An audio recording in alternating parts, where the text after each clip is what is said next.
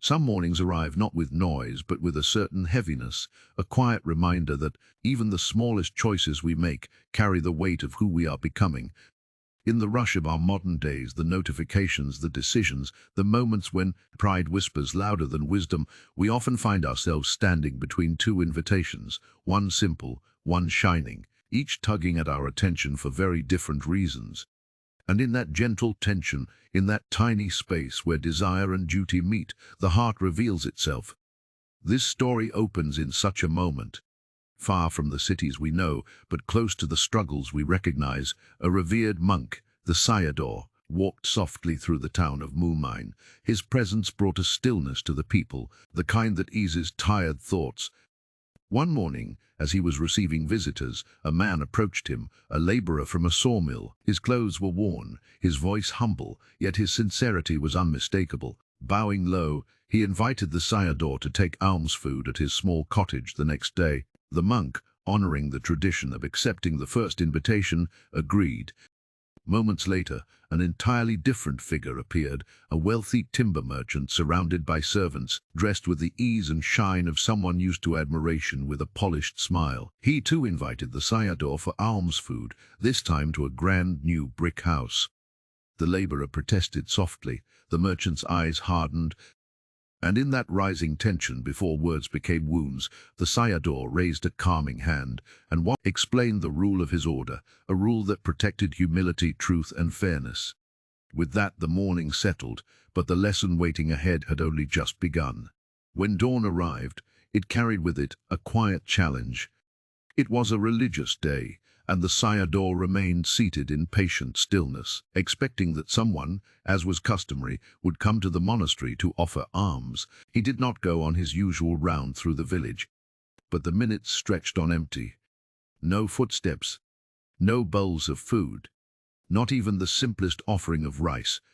The lay brother who usually cooked was ill, and the morning felt strangely hollow. Hunger pressed into the Sayadaw more sharply than usual, nudging both his body and his thought. Yet he waited, breathing gently through the discomfort. At last faint footsteps approached. A man from the western quarter entered, bowed deeply, and invited the monk to his humble home for alms food. The Sayadaw accepted quietly, though he knew what awaited him: plain rice, boiled cabbage, nothing more. He consoled himself with the thought that even such simplicity was better than returning empty. He began adjusting his robes to follow the farmer, when another set of footsteps approached, firmer, more confident. A rich merchant entered, bowed with equal reverence, and extended the same invitation. In that moment, the monk felt a tightening in his chest. He could taste in memory the merchant's curried pork, the warmth, the comfort, the richness. And he sighed inwardly, whispering to himself, too late, by only a moment. He now stood between duty and desire, and the struggle that followed would test more than his hunger.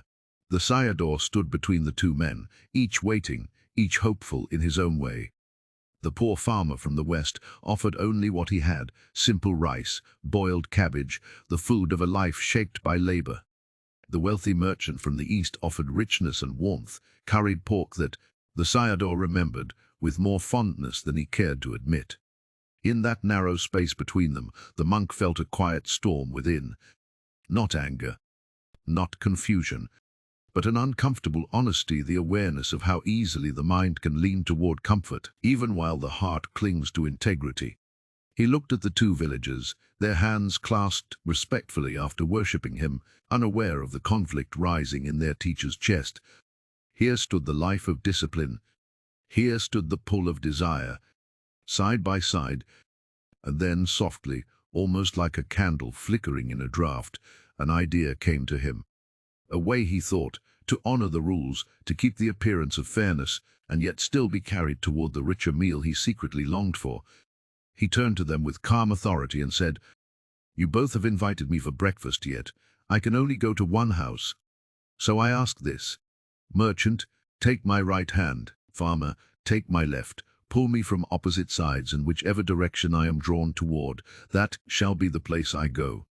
The monk believed the answer was certain before the game even began. The merchant, rounder and stronger looking, had the advantage. The farmer, lean and wiry from work, seemed no match. The Sayadaw breathed out, steadying his robes. What followed surprised him more than anyone else. The two villagers bowed in agreement, each stepping to one side of the monk, hands gripped, feet planted. The air grew still, as though even the dust wished to watch what would unfold. "Begin," the Sayadaw said softly. At once they pulled. The merchant strained with effort, but his strength came from comfort, not discipline. His breath grew heavy, his face reddened, his body wobbled from the exertion. The monk, startled, felt his arm being drawn slowly but unmistakably toward the farmer's side. The wiry farmer pulled with the steady power of someone shaped by long days of labor. Each breath he took was measured, effortless, the rhythm of someone used to working against resistance. And with each pull, the monk felt his hope slipping away. The realization came suddenly. The merchant was losing. And with that realization came fear, not of the farmer, not of hunger, but of a desire exposed. He had wished for one thing while pretending to be carried by fate.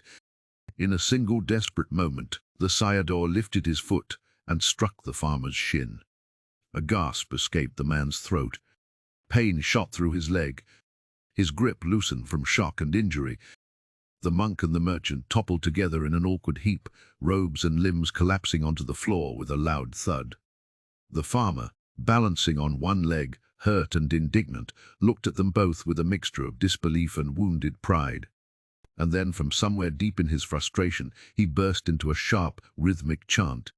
"Rebel against cabbage, struggling to join pork. Go your way, shaven head." His voice echoed through the room, not cruel, not mocking, but true, painfully true. The farmer's chant lingered in the air long after his voice fell silent. It wasn't loud. It wasn't meant to wound. It simply carried the honest weight of what he had witnessed, a monk torn between the simplicity he preached and the comfort he desired. The Sayadaw remained on the floor for a moment, his robes slightly disheveled, his breath uneven from the fall. Beside him, the merchant struggled to rise, embarrassed that his strength had failed him so publicly. But it was the farmer's words, those simple, piercing lines, that settled into the monk's heart with unmistakable clarity. Rebel against cabbage, struggling to join pork. There are truths that come gently like morning light, and there are truths that arrive like a mirror held suddenly before the face. The Sayadaw understood which kind this was. He had tried to make his decision appear impartial, a matter of chance. But deep inside, desire had tilted the scales. Even monks are human, and hunger has a way of revealing what the mind tries to hide. The farmer, still standing on one leg, breathed through his pain. His eyes did not show disrespect, only disappointment, perhaps a touch of sadness. For he had expected fairness from the one who taught it. And in that quiet, uncomfortable space, the Sayadaw felt his own breath soften. The world had a way of humbling even those who walked its spiritual paths. And today humility had warmed the face of a poor man with a throbbing shin. The room slowly settled. The merchant adjusted his robes, clearing his throat. The farmer lowered his injured foot with care.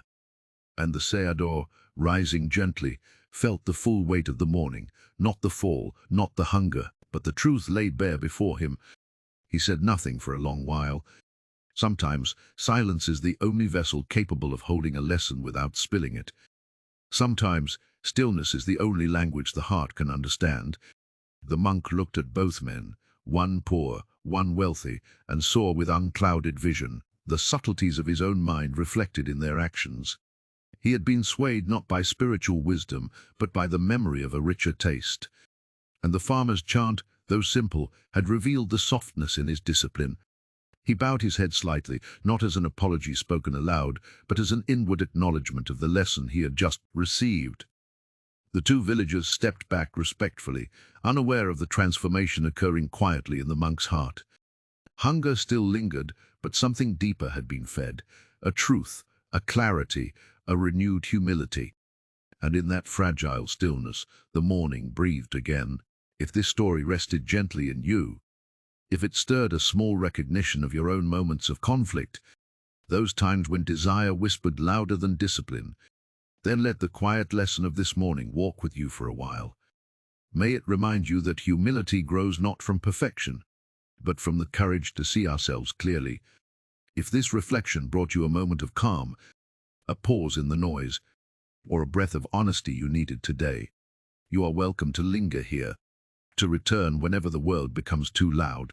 And if you wish to walk with these stories a little longer, to sit with more gentle truths, to breathe through more quiet moments, you may subscribe, like, or share this space with someone who needs it, not as a favor, but as a way of keeping the calm alive in a world that so often forgets to slow down.